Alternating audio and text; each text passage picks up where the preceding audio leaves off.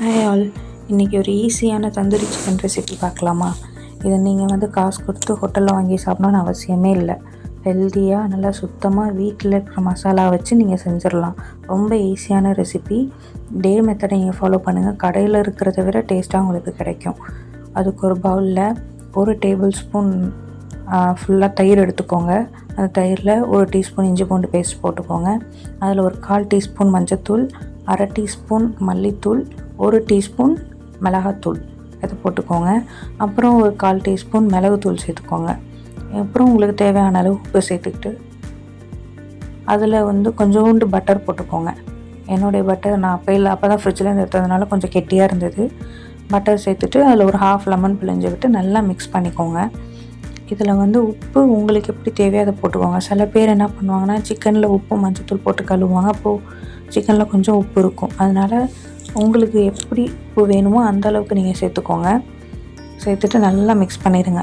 Mix பண்ணிவிட்டு இப்போ இதில் சிக்கன் பீசஸ் ஒன்று ஒன்றா போட்டு நல்லா கட் பண்ணியிருப்போம்ல பீசஸ், அதுக்குள்ளெல்லாம் அந்த அந்த மசாலா உள்ளே போகிற மாதிரி நல்லா நீங்கள் அதை மிக்ஸ் பண்ணி வச்சுருங்க.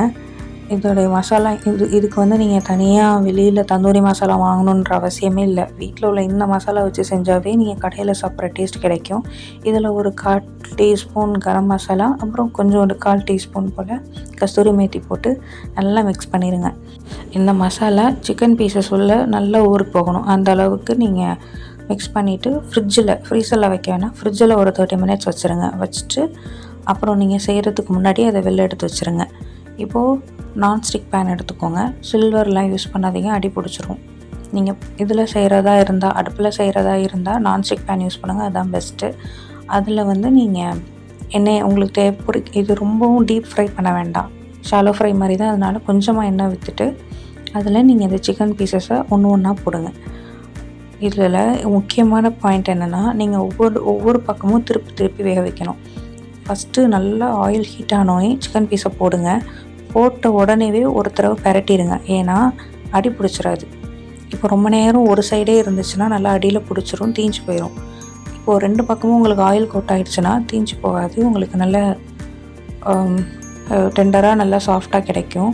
அதனால் நீங்கள் திருப்பி போட்டு வேக வைங்க.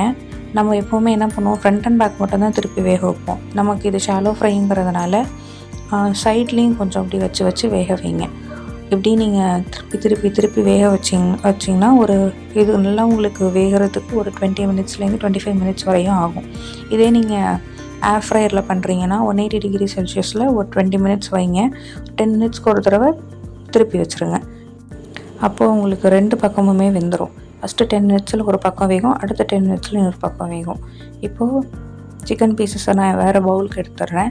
இந்த பவுலில் நான் என்ன பண்ணுறேன்னா, ஒரு சின்ன கிண்ணம் வச்சு அதில் கறித்துண்டு நான் நல்லா அடுப்பில் ஹீட் பண்ணிவிட்டு அதில் கொஞ்சோண்டு நெய் போட்டு மூடி வைக்கிறேன். அப்போ உள்ளே அந்த ஃப்யூம் வரும். அந்த ஃப்யூம் அப்படியே அந்த சிக்கன் பீஸில் இறங்கும்.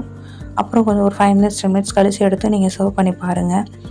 உண்மையாக கடையில் வாங்குறத விட டேஸ்டியாக இருக்கும். நீங்களும் வீட்டில் இருக்கிற மசாலா வச்சு இதை ட்ரை பண்ணி பாருங்கள். மீண்டும் இன்னொரு நாள் வேறொரு ரெசிபியில் பார்க்கலாம்.